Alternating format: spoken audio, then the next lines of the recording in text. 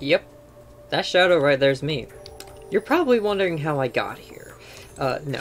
Hey guys, it's Hyland. You may not recognize this armor set, and that is because it does not belong in Terraria.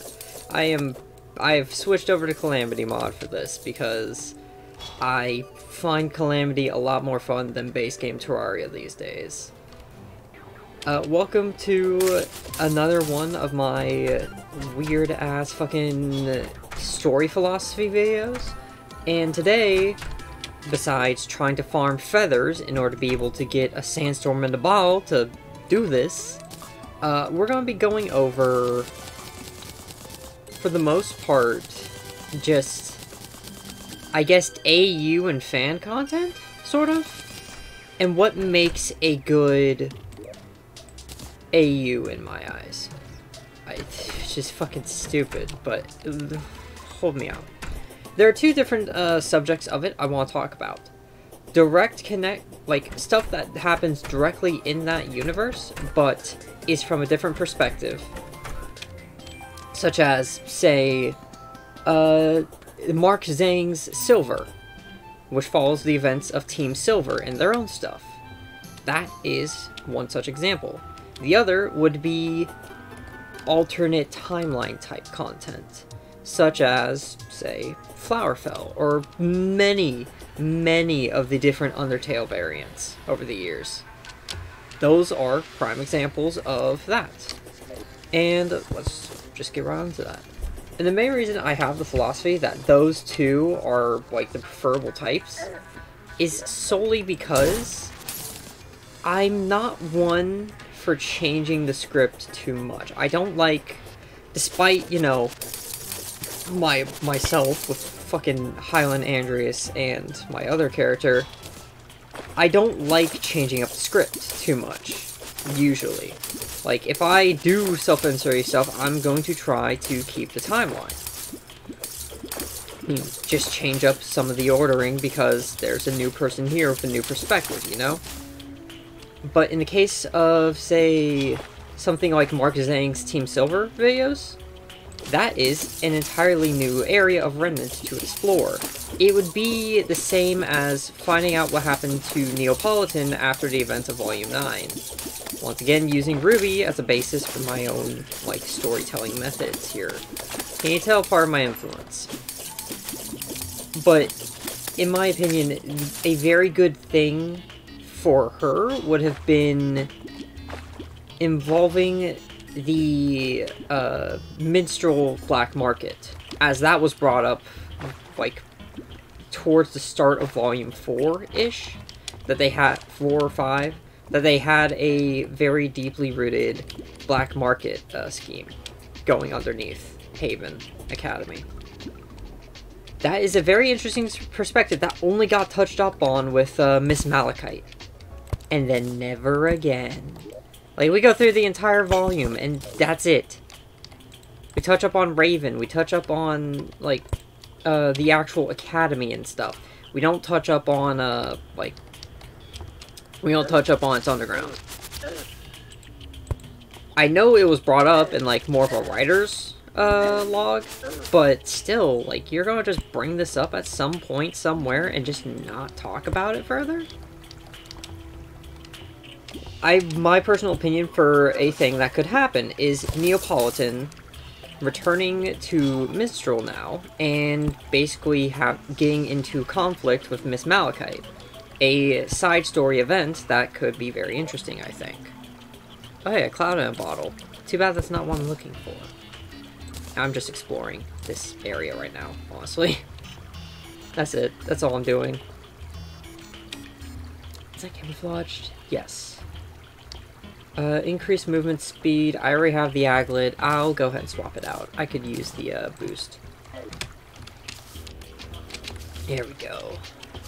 Yeah, but ideas like that I find very intriguing and could lead to very good stories like that.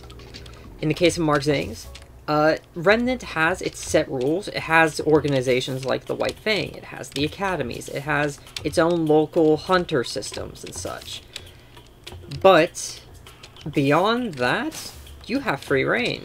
There could be shadowy companies that operate in the, like, darker parts of Atlas. There could be, well, actually, I'm gonna be honest, that was the only one, like, I had off the top of my head. If you gave me some time, I could probably come up with something, but, yeah, I got, like, on the spot, I got none. Oh, shit, I'm out of inventory space. Storage, heart, component. Let's make, oh, shit. Silver... Do I not have any ore for that? Bars. No, I do not. Fascinating. Okay. Take you out. Put you in. Storage unit. Okay. I need to get Demonite. I really do. There we go. Actually, yeah, let me go ahead and toss you in there. I'm not going to be using it too much, and it doesn't craft into anything. That's not a material. So we'll just leave it be. In the case of that, yeah, you have a lot of freedom to do with, like, do with the series as you please. In the case of that, you can make it a lot of things. The world is your oyster. And it's ideas like that that can continue to expand a series beyond what it already is. Either way. What?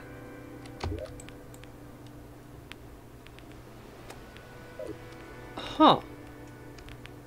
I didn't think I'd get this far over.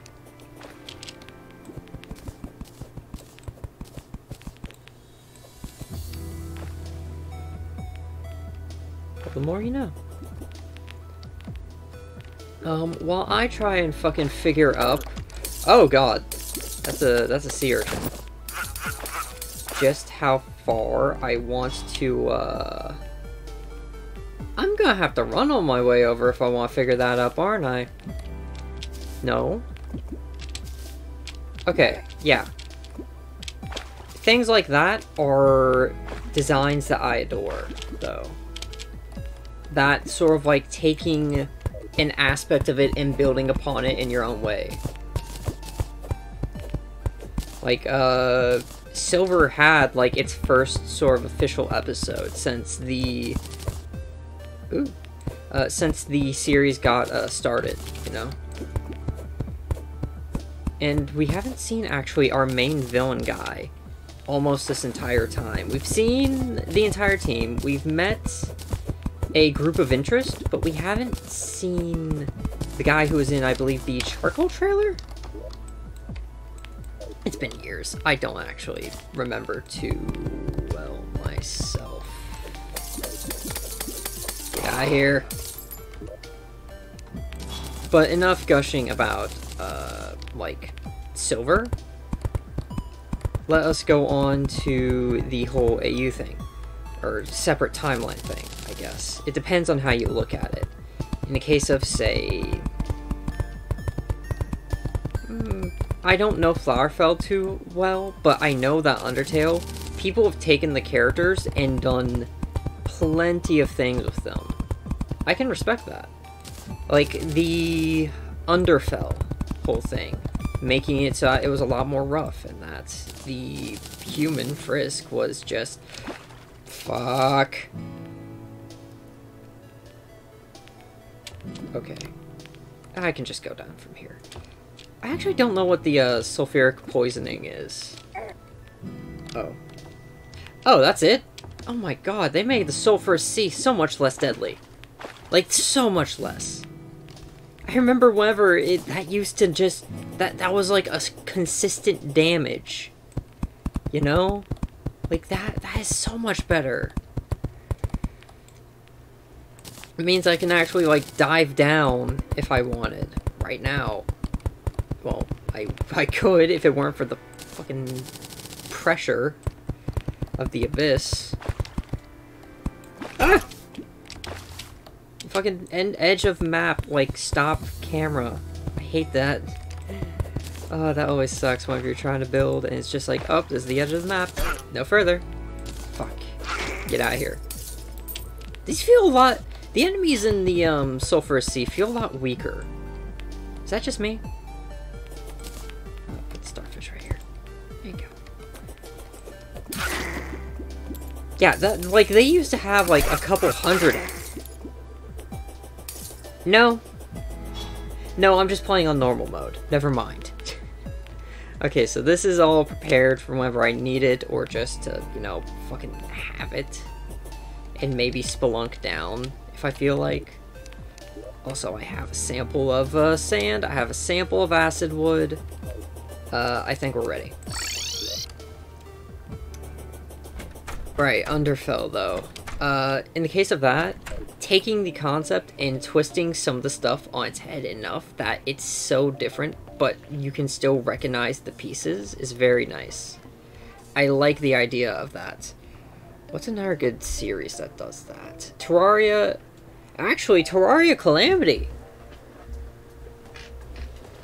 Not quite, but it does recontextualize some of the stuff. Like how, in the case of the wider lore, the Moon Lord is one of the last dark gods from the ordering of this universe. That the pieces of Cthulhu were, in fact, the remnants of one of those dark gods. That there is more to this world than just what we see. In normal Terraria, we don't get nearly as much lore. So they took what was there and built upon it. Same could be said for Thorium, and I guess Fargos, though Fargos only has, like, those main three, doesn't it? The Abomination, the Mutant, and... I don't remember the last. Whatever, Fargos also just fucking trivialized Terraria Death Mode, which is hilarious. It also broke the game! Oh, that was stupid. But, yeah, building... My main philosophy as far as taking stuff and taking content that already exists for my own spin is that it must be transformative in some way. The same exact principle that gets you fair use policy, that gets you what you need, although YouTube will argue otherwise. Alright, let me see what these are real quick. Okay, acid wood. Anything that requires wood. Okay, here's the acid wood actual, like, items down here. Sulfurous items. Rogue damage. Okay, I was like, wait a minute. That's doesn't provide you that. No, it's the helmet. They have that backwards. The Effigy of Decay. So it has the sulfurous set. Necroplasmic Beacon. Any wood. Acid Gun, Harvest, Parasitic, Music Box, Acid Rain. Cool. Okay, so the main items of interest for me are going to be that, that suit right here, which just requires an Acid Rain. Which requires me to kill the Eye of Cthulhu, I'm pretty sure. Right, I also need to check you out. Deposit everything else real quick. Crafting. What does this do? Sulfur Skin Potion. Seafood. Seafood. Oh, seafood! And ballistic poison. Duly noted. Alright, yeah, let's, what time is it? And yeah, this game doesn't, have a borderless windowed mode for T-Mod Loader, unfortunately, so I'm left having the entire game freeze up every time I tab out to see what time stuff is. I think it said 14 minutes? Yes. Alright, we'll end this off with, the Eye of Cthulhu fight, then. And this should be a relatively simple enough fight, since I am well prepared, and it is normal mode. Unfortunately, part of what I'm doing with this whole idea right now, since Calamity is like one of my big and favorite mods, is I want to do a run on normal, expert, master, revengeance, death, and then infernum, treating it like a new game plus system, basically, where I take the spoils of war from my last time, and that should effectively trivialize the next mode up for the most part. Once it gets to the end, like, stages of that, then it starts going like, okay. Oh yeah, they've also changed this system, like, since I last played, which is very interesting. What does this say? Now they run rampant, spawning files, two.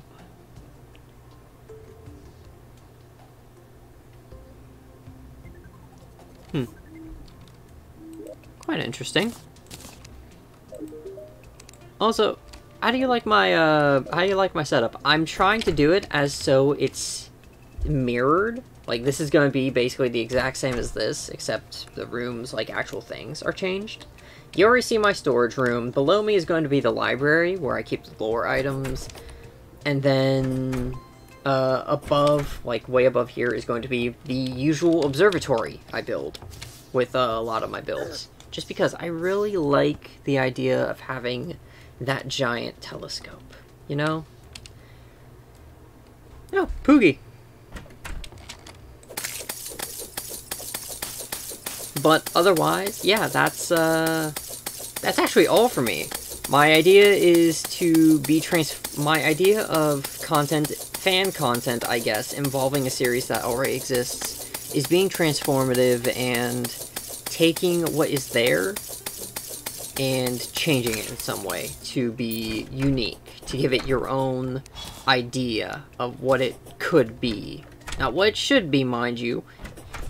Never what it should be, okay? Whatever it is what it should be already. There are some things, such as, say, the Guild Wars 2 original release, that have cut content, which in this particular case, I'm referring to the Battle for Zaitan being the way it is.